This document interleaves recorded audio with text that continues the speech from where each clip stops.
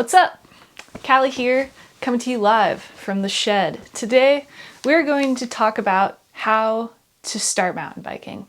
A complete guide from finding a bike to ride to actually going and doing it. Basically, I wanted to make a video that simplifies how to start mountain biking so that you can watch this video and just go and do it like tomorrow. Because it really doesn't have to be that complicated and you really don't need that much stuff to get started.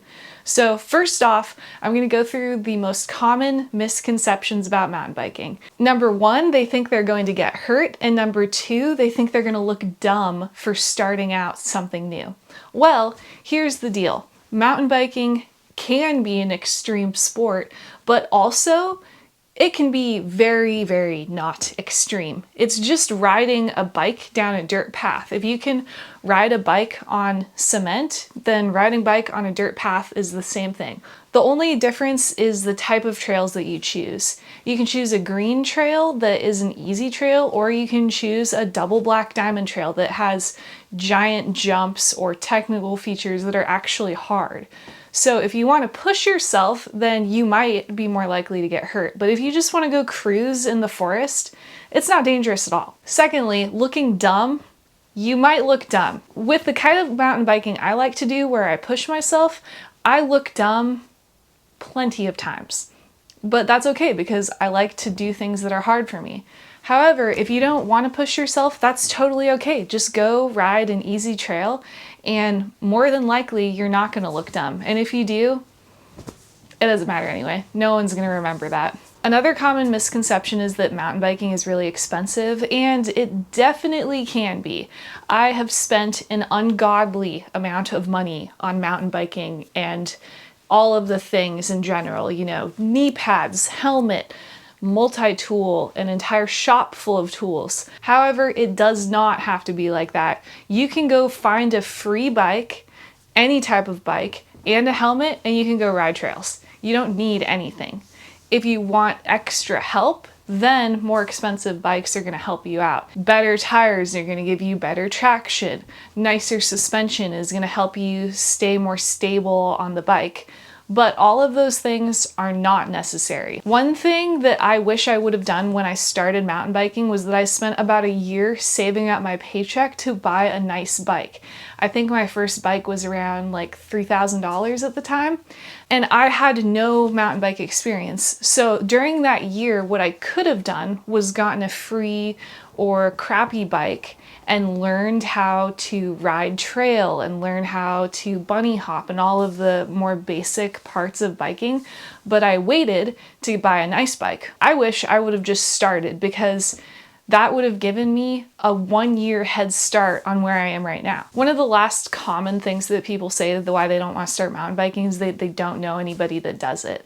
Well, let me tell you, mountain bikers are pretty friendly most of the time. If you go to your trailhead and talk to people, there's a good chance that they will invite you to come ride with them, or you can just invite yourself. Okay, so with that out of the way, all of those excuses are officially invalid. So let's talk about how to actually start riding. So first up is the most common complaint, which is getting the bike, getting the gear. Like I said earlier, you don't really need much of anything. A free bike works fine. Go look for a free bike if you literally don't have any bike, or just go start on whatever bike you have. The only bike that you really don't want to ride is like a full-on race road bike or a triathlon bike. Anything else, you can probably get down the trails just fine. Mountain biking actually started on clunkers, which are cruiser bikes with coaster brakes, on trails and gravel roads. So if you start on a bike like that, that's pretty legit. Basically, getting out there is the most important thing. So borrow a bike from a friend, try to find one for free, use whatever you have in your garage. You can also, during the spring and summer, go to a demo day at a bike shop where a bike company will come into town with a trailer full of bikes. And a lot of the times it's free, where you could just go test ride a bike for a couple of hours. That was actually how I did my very first mountain bike ride. Me and my dad did a specialized demo day, and that was my very first time mountain biking. Me and my dad went and found the double black diamond trails to go ride for the first time, and we were honestly just fine because You can walk around anything that makes you nervous, which is another reason why mountain biking is pretty cool. And that pretty much started the bug, just a free demo day bike ride. So check with your local bike shops to see if they have any demo days. Bike parks do it sometimes, and sometimes even at trailheads. Another thing you can do is always rent a bike. A lot of bike shops rent bikes, or if you have some money, you can just buy one. And like I said, it doesn't have to be an expensive one. You can get a used bike for $500. That's gonna be awesome for your first year or two mountain biking. I would say if you do get a used bike or borrow one from a friend, it might be a good idea to have somebody look it over at a bike shop, or if you have a mechanic friend, have them just check it over to make sure everything is functioning, like the brakes, because a lot of times people that are new to mountain biking don't actually know how a bike works, and so you might go up on a bit of a dangerous machine. So a lot of bike shops do free checkovers, just like safety checks to make sure that your bike is fine to ride, and that would definitely be a good idea if you're brand new to mountain biking. Okay, so after you have your bike secured, you're gonna need a helmet and you're gonna need some flat-soled shoes. Helmet, mandatory, don't skip it. Concussions suck. I have had several and they make you feel weird and bad. You want to use flat-soled shoes, something like Vans, because that kind of gives you a little bit more control on pedals. Things like hiking boots aren't really ideal because all of that tread can get stuck into the pedal pins and make it hard to move around. But like anything, if you don't have what you need, just go ride and you'll figure it out. Some gear that's not mandatory but recommended would be a floor pump so you can pump up your tires, knee pads so if you do crash, your knees are protected. But remember, all you really need is a bike and a helmet. So after you get your gear figured out, then it's time to go ride. Where are you going to go ride? Well, there's this handy app/website called Trailforks that lists pretty much every mountain bike trail around. So if you go on Trailforks, you can find a trail that is perfect for you. If you're just starting, green trails mean that they're easy. Blue trails mean that they're intermediate, and black trails mean that they're hard. Now you can ride whatever level of trail, but just keep in mind if you don't want to get hurt or you don't want to look stupid, then maybe sticking to the green trails would be the best idea. Another thing to pay attention to when you're choosing a trail is the length of trail and the access, so that you don't get yourself way too deep into something that you don't know how to handle yet. So now that you've chosen your trail, all you got to do is make it to the trailhead. Before you go, you want to check over your bike, like I said. Take it to a bike shop, have a trusted friend look at it, or find a YouTube video that's like a bike safety check. You want to make sure your brakes work. You want to make sure your wheel axles are tight so that nothing comes loose when you're riding. And you want to make sure there's air pressure in your tires. Those are kind of the main big ones, but if you take it to a shop, they will go in more detail and make sure like it's actually safe to ride. And then the last thing you need to figure out is how to get your bike to the trailhead. Maybe you can ride there. Maybe you can shove the bike in your car, have someone drop you off, take the bus, or buy a bike rack. I use a bike rack. Don't make it too complicated. If you don't have a rack, it's no big deal.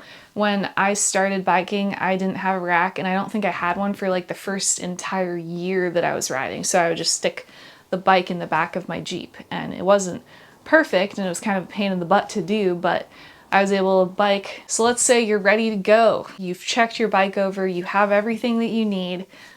Let's talk about some bike skills that you should know before you drop into a trail. Number one, when you're riding, you want to keep your pedals level. So imagine my hands are the feet when you pedal.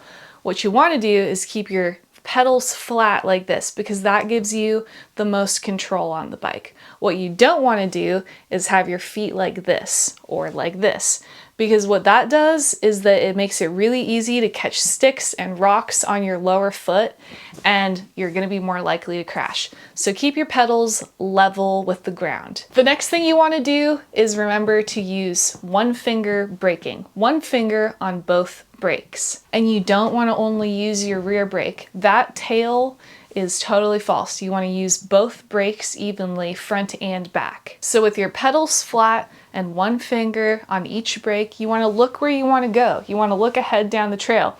A lot of the times when people are just starting out, they stare right down in front of their tire, and that gives you a lot of control about what's right in front of you, but you don't see the rock that's coming towards you.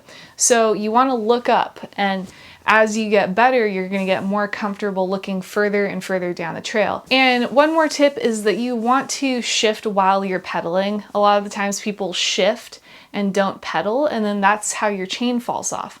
So when you want to shift gears, shift, but make sure you're pedaling at the same time. So that is the basics for mountain biking. You can watch 100,000 YouTube videos on all the skills that you should learn how to do, but those are really the main things. You want good brake control, you want to keep your pedals flat, you want to look ahead and down the trail, and when you shift, you want to do it while you're pedaling. Oh, and one more thing, if you do go alone, you should make sure you tell somebody where you're going and when, just in case you get hurt. So that's pretty much it. That's how you go have fun riding. Once you get done, make sure you clean your bike off and store it somewhere where it's not going to get stolen.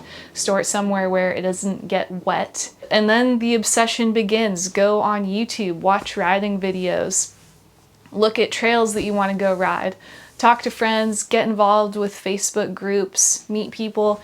It is a huge industry. There's so many people that do it. There's so many places to ride. You can go on a mountain bike road trip that's endless potential. So go have fun with it. It's meant to be an awesome, fun activity, and I want to hear how it goes for you. Just remember, just go do it. Just start however you can. The bike, the equipment, all that stuff, it doesn't matter. Just go, and you will be so happy when you start sooner than later. All right, thanks for watching. See you guys later.